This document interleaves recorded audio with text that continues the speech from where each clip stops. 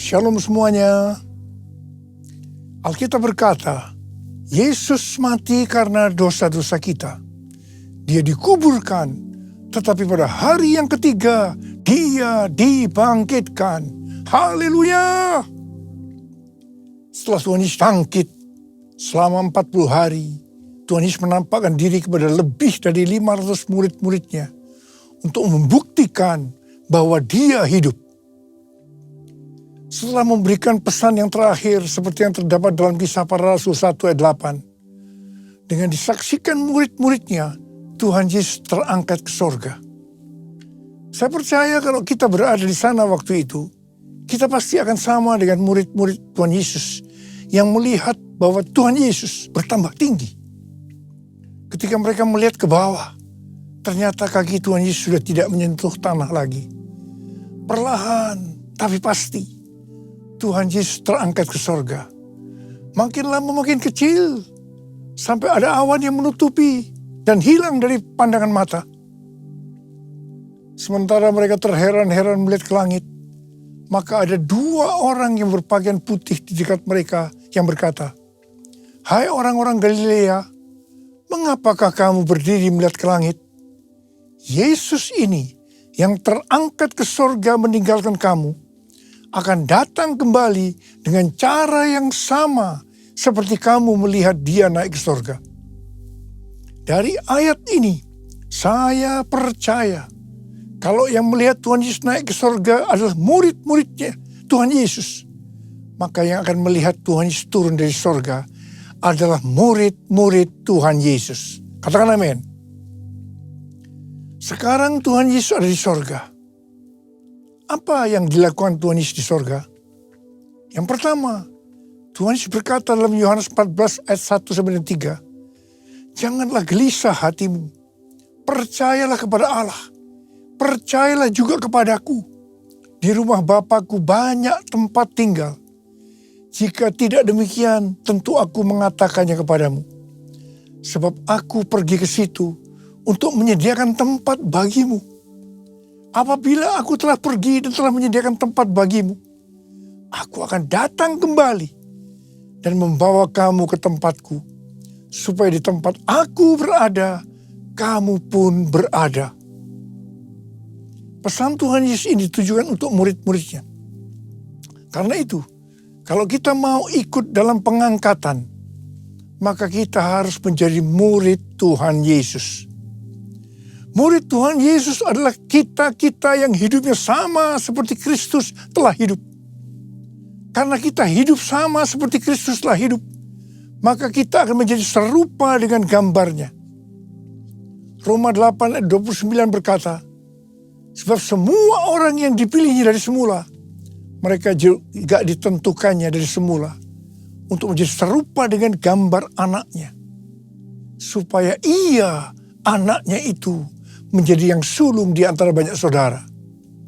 Jadi goal kita sebagai orang percaya adalah menjadi serupa dengan gambar Yesus, yaitu murid Tuhan Yesus. Menjadi seperti Kau Yesus, menjadi seperti Kau Yesus, menjadi sempurna dalam seluruh hidupku, dalam seluruh hidupku. Hal kedua yang dilakukan oleh Tuhan Yesus di sorga adalah sesuai dengan Ibrani 7 ayat 25 yang berkata, "Karena itu, Ia sanggup juga menyelamatkan dengan sempurna semua orang yang melalui Dia datang kepada Allah. Sebab Ia hidup senantiasa untuk menjadi pengantara mereka." Tuhan Yesus di sorga menjadi pengantara kita. Artinya, sebagai pendoa syafaat bagi kita, supaya kita selamat secara sempurna. Kalau kita berbicara tentang keselamatan, maka ada 3 hal yang harus diperhatikan. Yang pertama, bisa kehilangan keselamatan. Yang kedua, hampir-hampir tidak diselamatkan. Yang ketiga, selamat dengan sempurna. Hal yang pertama, orang yang sudah percaya bisa kehilangan keselamatan. Matius 7 ayat 21-23 berkata, bukan setiap orang yang berseru kepadaku, Tuhan, Tuhan, akan masuk ke dalam kerajaan sorga, melainkan orang yang melakukan kehendak Bapakku yang di sorga. Pada hari terakhir, banyak orang akan berseru kepadaku, Tuhan, Tuhan, bukankah kami bernubuat demi namamu, dan mengusir setan demi namamu, dan mengadakan banyak mujizat demi namamu juga? Pada waktu itulah aku akan berterus terang kepada mereka dan berkata, aku tidak pernah mengenal kamu. Enyahlah dari hadapanku, hai kamu yang melanggar perintah Allah. Ini merupakan peringatan bagi hamba-hamba Tuhan yang sedang dipakai oleh Tuhan. Agar pelayanan yang diberikan oleh Tuhan semata-mata hanya untuk menyatakan kemuliaannya. Bukan untuk kemuliaan diri sendiri. Bukan untuk mencari keuntungan pribadi. Bukan untuk popularitas di mana bisa mengakibatkan hilangnya keselamatan. Contoh seorang murid yang kehilangan keselamatannya adalah Yudas. Yudas mengikut Yesus begitu lama. Bahkan dicatat dalam Lukas 9 ayat 1-6. Ia bersama murid-muridnya yang lain pernah melakukan berbagai mujizat dan pelayanan kesembuhan. Namun ia akhirnya memilih meninggalkan Tuhan. Maka hilanglah keselamatannya. Hal yang kedua, mengenai hampir-hampir tidak diselamatkan. 1 Korintus 3 ayat 10-15 berkata, bahwa kita membangun hidup kita ini dengan dasar Yesus Kristus. Pertanyaannya, bahan apa yang kita gunakan untuk membangun kehidupan kita ini? Apakah dengan bahan emas, perak, batu permata, ataukah dengan bahan kayu, rumput kering atau jerami? Semua ini akan nampak pada hari Tuhan saat pekerjaan kita diuji dengan api. Jika pekerjaan kita tahan uji, artinya tidak terbakar karena terbuat dari bahan emas, perak, dan batu permata, maka kita akan mendapat upah. Tapi sebaliknya kalau pekerjaannya itu terbakar karena bahan yang digunakan adalah kayu, rumput kering, atau jerami, maka akan menderita kerugian. Selamat sih selamat, tetapi seperti keluar dari dalam api.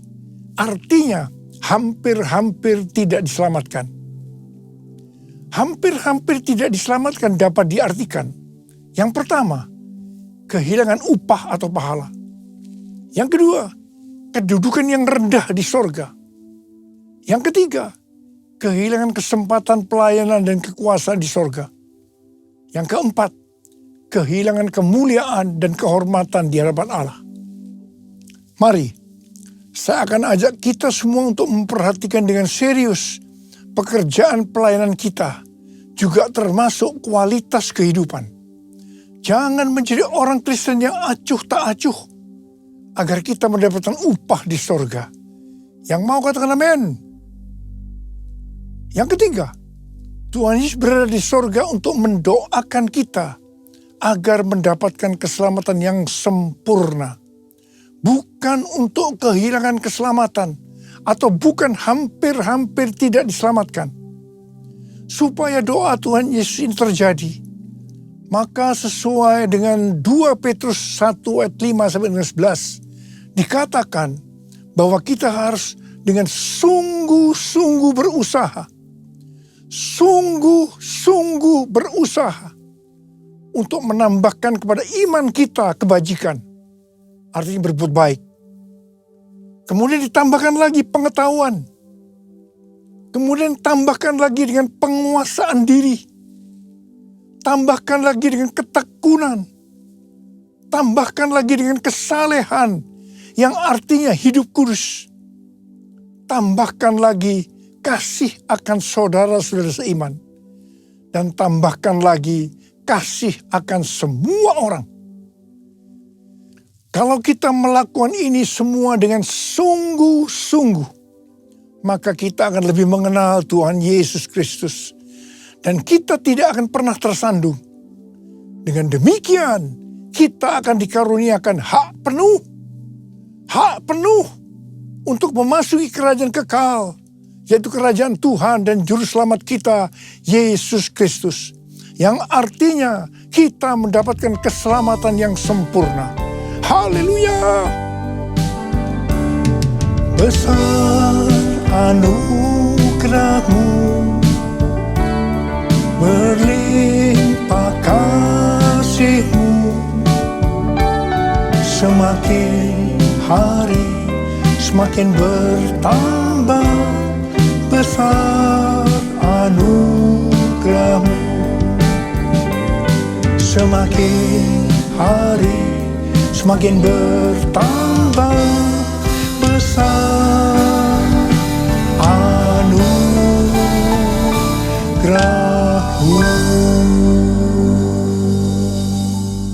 Hal ketiga yang dilakukan oleh Tuhan Yesus di sorga adalah mencurahkan Roh Kudus.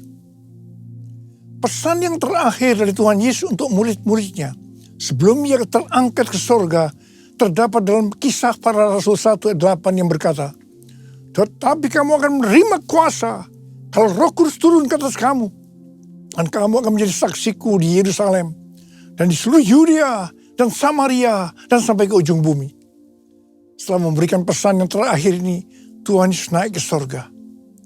Setelah itu apa yang dilakukan oleh murid-muridnya? Mereka pergi ke Yerusalem dan berkumpul di ruang atas atau kamar loteng. Mereka melakukan ini karena Tuhan Yesus yang menyuruh mereka agar tidak meninggalkan kota Yerusalem, karena mereka akan dilengkapi dengan kekuasaan dari tempat tinggi. Tuhan Yesus berkata, "Sebab Yohanes membaptis dengan air, tetapi tidak lama lagi kamu akan dibaptis dengan Roh Kudus." Murid-murid yang berkumpul berjumlah sekitar 120 orang. Kisah Para Rasul 1 ayat 14a berkata, mereka semua bertekun dengan sehati dalam doa bersama-sama. Artinya mereka berdoa, memuji dan menyembah Tuhan dalam unity siang dan malam. Ini adalah prinsip restorasi Pondok Daud. Ini adalah prinsip menara doa.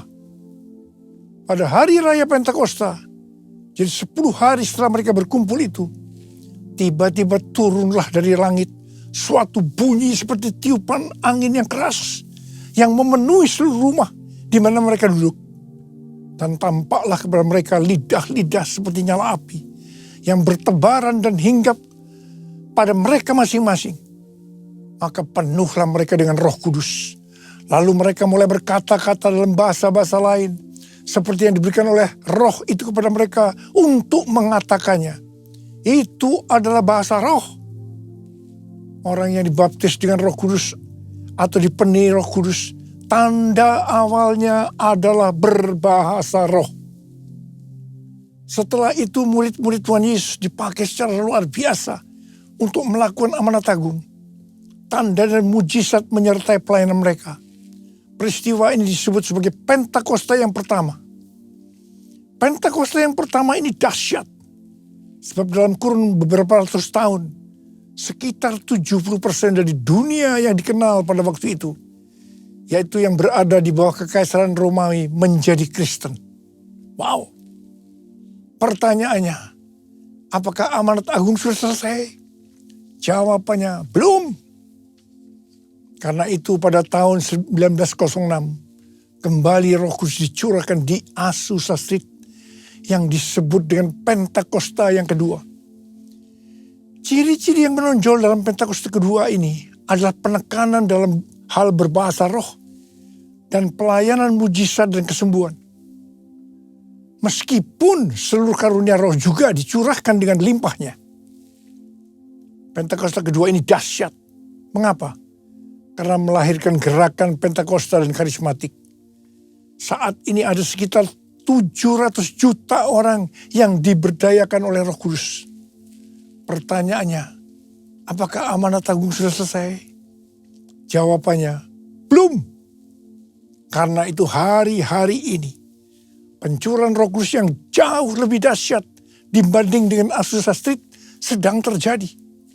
Ini disebut sebagai Pentakosta yang ketiga. Seperti yang terjadi pada Pentakosta yang pertama dan Pentakosta yang kedua. Maka berbahasa roh dan pelayanan kesembuhan juga terlihat begitu intens. Saya percaya dengan Pentakosta ketiga ini, amanat agung Tuhan Yesus akan selesai dan Tuhan Yesus akan datang kembali. Haleluya. Rasul Paulus dalam 1 Korintus 14 ayat 5a berkata, aku suka supaya kamu semua berkata-kata dengan bahasa roh. Selain itu dalam 1 Korintus 14 ayat 18, Rasul Paulus juga berkata, aku mengucap syukur kepada Allah bahwa aku berkata-kata dalam bahasa roh lebih daripada kamu semua. Saya sangat mengaminkan apa yang dikatakan oleh Rasul Paulus ini. Dan saya juga berdoa agar apa yang dikatakan oleh Rasul Paulus ini juga terjadi pada kita. Yang percaya katakan amin. Ku buka hati untuk roh-Mu Tuhan. Ku buka hati menyembah-Mu Yesus. Jamahlah kami, penuhi kami dengan kuasa Allah Maha Tinggi.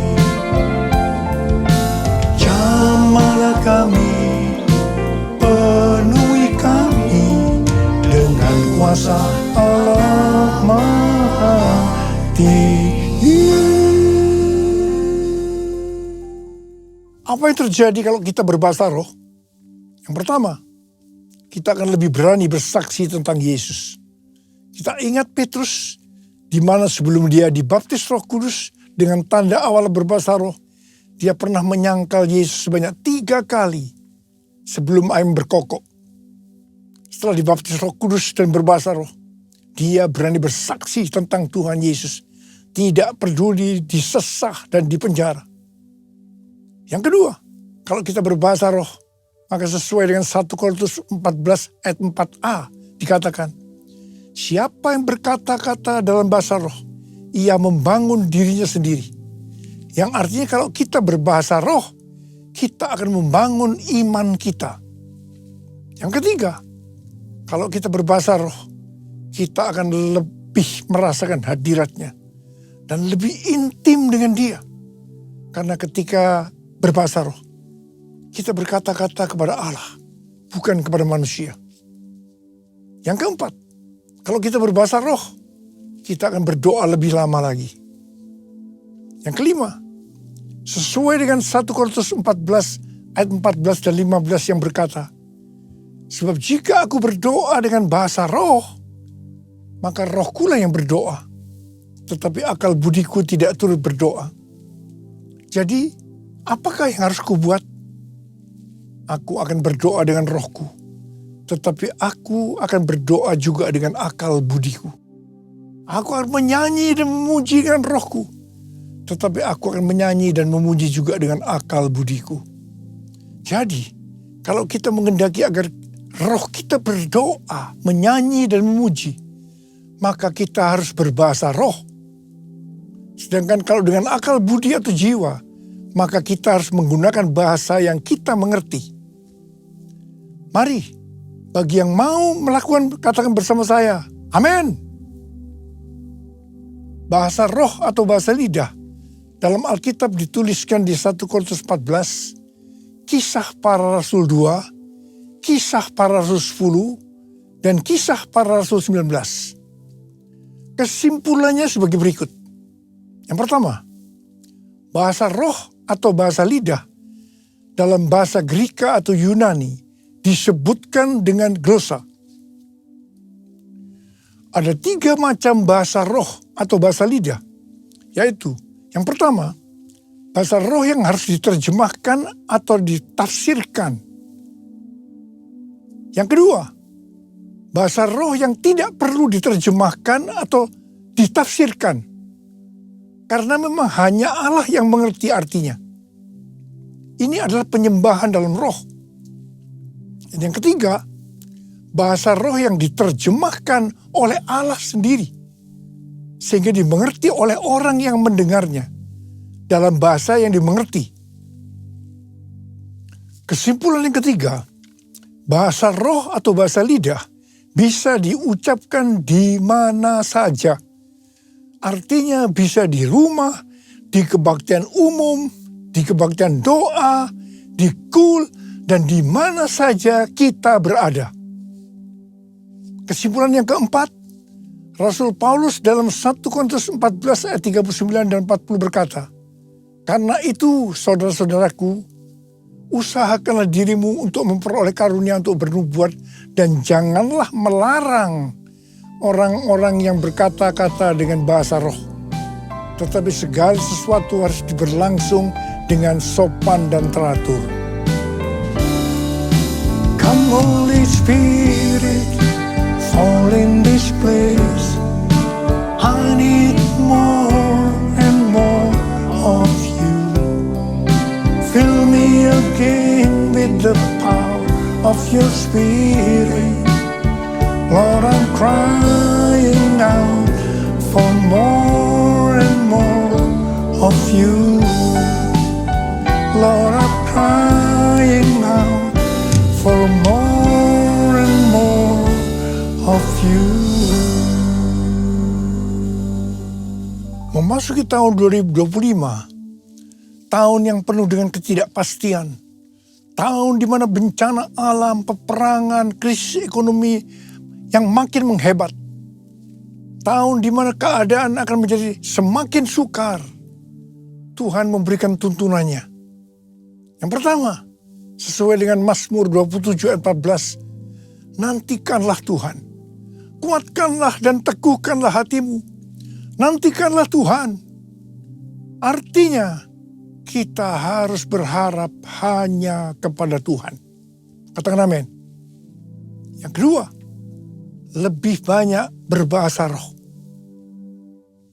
Yang ketiga, Tuhan akan menuntun melalui tiang awan dan tiang api. Karena itu kita harus banyak berada dalam hadiratnya, supaya kita peka terhadap tuntunannya.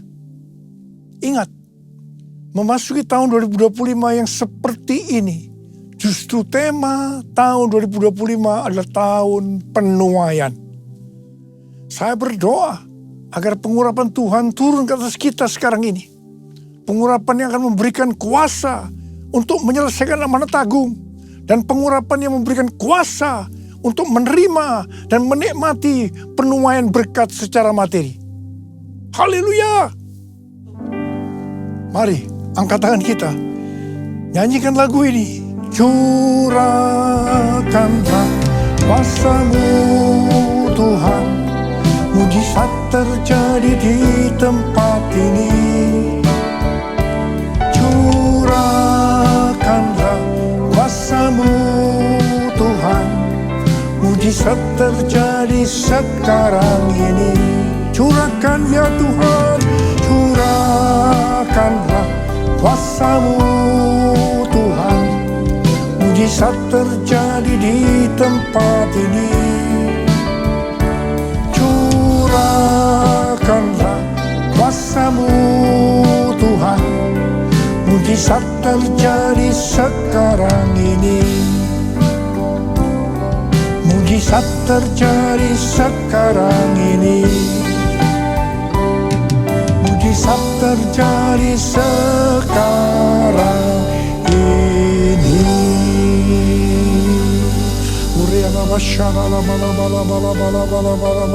Berbahasa roh. Yang sudah berbahasa roh, kita berbahasa roh.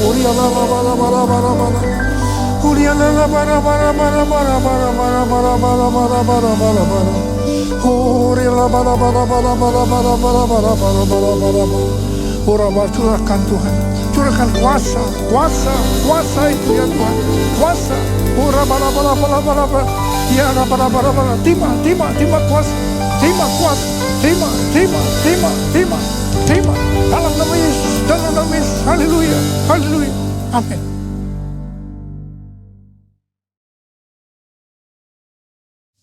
Kita akan masuk ke dalam perjamuan kudus. Kita akan mengingat ayat ini. Sebab setiap kali kamu makan roti ini dan minum cawan ini, kamu memberitakan kematian Tuhan sampai ia datang. Perjamuan kudus adalah perjamuan Tuhan Yesus sendiri. Setiap kali kita masuk dalam perjamuan kudus, Tuhan Yesus selalu berkata, biarlah ini menjadi peringatan akan aku. Peringatan akan aku. Karena itu mari arahkan hati kita kepada kebaikan Tuhan. Agar kita lebih mengasihi Tuhan Yesus. Lebih mengasihi satu dengan yang lain. Mari tundukkan kepala. Bapa, siapakah kami sebelum kami mengenal Engkau? Kami semua orang berdosa. Upah dosa adalah maut, mati. Tapi Engkau yang tidak berdosa telah dijadikan dosa oleh karena kami semua. Engkau harus turun dari sorga mulia, mati ganti kami dengan penderitaan yang luar biasa. Sungguh kalau kami pikirkan betapa baiknya Engkau ya Aba. Engkau jadikan kami sebagai anak-anak-Mu. Engkau tuntun, Engkau bela, Engkau berkati. Engkau juga tegur kalau kami salah. Engkau juga hajar kalau kami salah. Itu Engkau ya Aba. Untuk Engkau. Terima kasih Aba. Tuhan akan memberkati kita melalui perjamuan kudus. Tapi Tuhan mau kita makan dan minum dengan cara yang benar. Karena itu masing-masing berdoa. Lihat keadaan dirimu masing-masing. Jangan menyimpan dosa. Kalau ada dosa yang Tuhan ingatkan saat ini, selesaikan. Minta ampun. Minta ampun supaya diberkati. Ampuni saya Tuhan. Ampuni, ampuni, ampuni. Ampuni. Bapa, Kau melihat anak-anak-Mu sedang meminta ampun kepadamu. Bapa, terima kasih. Berkatilah. Berkatilah anak-anak-Mu semua. Kami akan masuk dalam perjamuan kudus dengan hati yang penuh ucapan syukur. Dalam nama Yesus kami berdoa. Amin. Mari, angkat roti di tangan kanan kita tinggi-tinggi. Sebab apa yang telah kuteruskan kepadamu telah aku terima dari Tuhan. Yaitu bahwa Tuhan Yesus pada malam waktu ia diserahkan mengambil roti.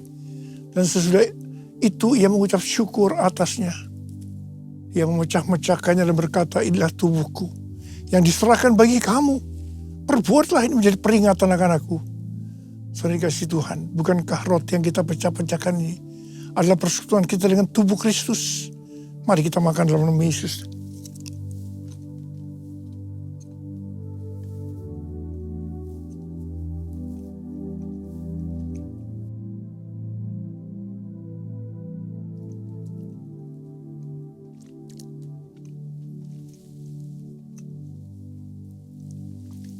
Angkat cawan di tangan kanan kita tinggi-tinggi.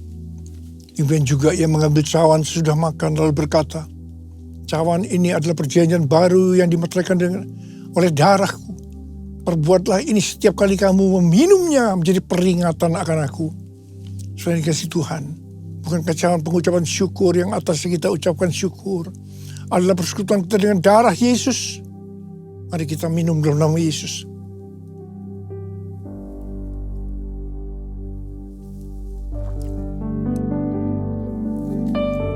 Ucapkan syukur dan terima kasih dengan suara. Jangan diam. Oh Yesus. Oh Tuhan, terima kasih ya Tuhan. Terima kasih ya Tuhan. Tuhan, terima kasih ya Tuhan. Terima kasih ya Tuhan. Yesus, Kau melihat anak-anak-Mu ya Tuhan. Kau melihat anak-anak-Mu. Saat ini Kau sedang menyembuhkan yang sakit. Kau sedang membebaskan yang terikat. Kau menghibur yang susah. Kau menguatkan yang lemah. Kau memberikan pengharapan yang baru bagi yang datang dengan karena putus pengharapan. Tuhan, terima kasih. Tuhan, terima kasih. Terima kasih. Terima kasih. Terima kasih. Terima kasih Yesusku. Terima kasih Yesusku. Puji syukur hanya bagi Tuhanku. Terima kasih Yesusku. Terima kasih Yesusku. Puji syukur hanya bagi Tuhanku. Terima kasih. Terima kasih Yesusku. Terima kasih Yesusku. Puji syukur hanya bagi Tuhanku. Terima kasih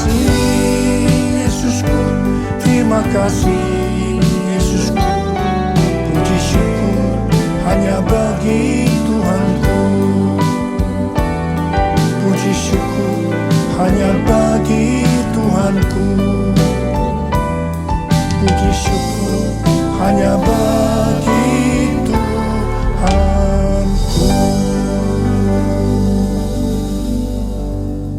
Terimalah berkat Tuhan, kasih karunia yang berlimpah-limpah daripada Allah Bapa dalam Anak yang tunggal Yesus Kristus, persekutuan yang manis dengan Roh Kudus menyertai kita semua mulai hari ini sampai Tuhan Yesus datang menjemput kita di awan-awan dan bahkan sampai selama-lamanya. Yang percaya bersama-sama katakan amin. Percaya janji-Mu dalam hidupku, aku percaya Kau pegang tanganku. Meskipun badai menerpa, Yesus Kau selalu beserta. Mujizat